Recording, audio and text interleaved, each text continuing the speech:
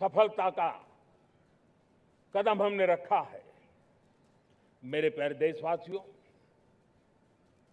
कई बार संसाधनों की कमी के कारण देश रुकता नहीं है, लेकिन रुकने का कारण सोच की सीमाएं होती हैं। और पता नहीं भविष्यवेत्ताओं ने तो न जाने क्या क्या घोषणाएं कर दी थी। देश को डराना, देश को भयभीत रखना, देश को चिंतित रखना, इसी में कुछ लोगों को आनंद आता है। वैक्सीन नहीं मिलेगी, कोविड में लोग बचेंगे नहीं, कुछ भी नहीं होने वाला। वेस्ट एशिया का क्राइसिस आया, पेट्रोल पंप पे पेट्रोल नहीं मिलेगा, गैस नहीं मिलेगा, डीजल नहीं मिलेगा, फर्टिलाइजर नहीं मिलेगा। सारी दुनिया भर की अफवाहें फैला करके भारत के लोगों को भयभीत करने का, डराने का, चिंता के अंदर डुबो देने का कुछ लोगों को आनंद आ रहा था। लेकिन देश ने देख लिया कि पिछले 10-12 साल की सुविचारित योजनाएं रंग ला रही है। हमारे साथ राहुल आर्यन जी जुड़े हुए आम आदमी पार्टी से हैं। राहुल जी, बहुत महत्वपूर्ण है जिन बातों का जिक्र अभी बातचीत से पहले आपने कहा था, और कहा था कि 1.5 घंटे से जो है वो लाइट नहीं आ रही है आप दिल्ली में जिस जगह पर मौजूद हैं। और इतनी ही देर में मैंने 5-6 लोगों से पूछा, बातचीत की, दिल्ली के वो रहने वाले, उनके घर पर लाइट शानदार आ रही है सुबह से ही। क्या टेक्निकल फॉल्ट है मुझे समझ नहीं आ रहा आपके यहाँ फिलहाल। जी बिल पे किया। राहुल जी बोलिएगा। हाँ, मैं ये कह रहा हूँ कि लाइट आ गई है। अच्छा, आ गई है। हाँ, फाइनली लाइट आ गई है। मैंने कभी 5-6 लोगों से सर पूछा इतनी देर में दिल्ली के अंदर ही कि लाइट नहीं है भाई साहब क्या आपके यहाँ, तो सबका जवाब है नहीं, तो हमारे यहाँ सुबह से शानदार लाइट आ रही है, धारा प्रवाह चल रही है, पंखे, एसी। नहीं, जब नहीं थी तो नहीं थी, जब आ गई तो आ गई। इसमें प्रधानमंत्री जी ऊर्जा की बात भी कर रहे थे, तो मैंने सोचा ये सवाल मैं आप ही से पूछूं। नहीं, प्रधानमंत्री जी तो करते ही रहते हैं ऊर्जा की बात, लेकिन उनका डेटा कुछ और कहता है। वो कह रहे हैं कि हम आत्मनिर्भर हो रहे हैं, जबकि 2022-23 में हमने 232 million metric ton crude import किया था। 23-24 में 234, 24-25 में 242 मीट्रिक टन, 25-26 में 246 मीट्रिक टन।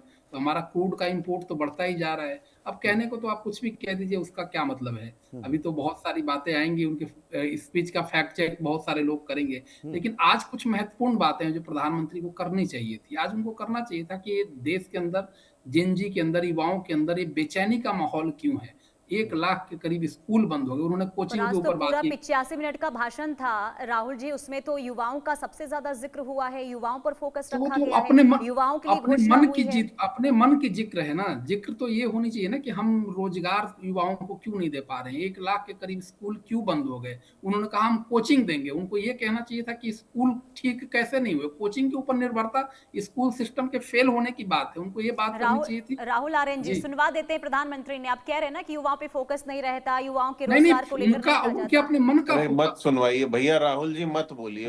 आप मेहरबानी कीजिए, हमें सुन लीजिए। एक बार जरा बहुत सुन झेल लीजिए, लिया। एक बार जरा हर सुन महीने लीजिए प्रधानमंत्री नरेंद्र मोदी ने 1 करोड़ युवाओं के लिए क्या कहा है और 25 करोड़ लोगों को कैसे गरीबी रेखा से बाहर निकाला गया, जरा वो सुनवाते हैं। हमने पिछले दिनों एआई इंपैक्ट समिट किया था। एआई का विस्तार बहुत तेजी से बढ़ रहा है। लाल किले से मैं देश के नौजवानों के लिए घोषणा करना चाहता हूं। हमने तय किया है कि आने वाले 1 वर्ष में 1 करोड़ युवाओं को एआई स्किल के लिए ट्रेनिंग देने का हम काम करेंगे, ताकि हमारा देश का नौजवान एआई की दुनिया में भी नेतृत्व करने का सामर्थ्य।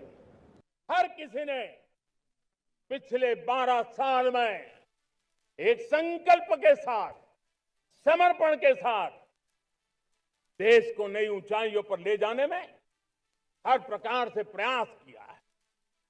मैं उनके इस प्रयासों का आदरपूर्वक स्वीकार करता, और उसी का परिणाम है कि इतने कम समय में 25 करोड़ देशवासी गरीबी को परास्त करके गरीबी से बाहर निकले हैं।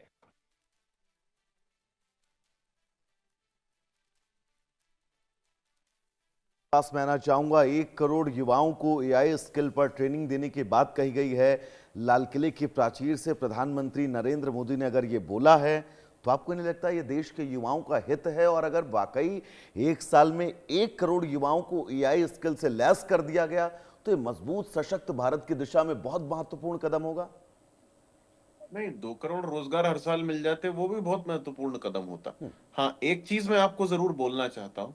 अभी शायद एक आर्मी के कोई वरिष्ठ अधिकारी, अब हम लोग तो कोई दिख ही नहीं रहे हैं, हम तो पता नहीं कि रेडियो टॉक जैसा चल रहा है। तो अभी एक आर्मी के कोई बहुत नहीं, मुझे इनसेट में इतना सा मत दिखाइए, वो पूरा पैनल दिखता तो समझ में आता कौन है क्या है।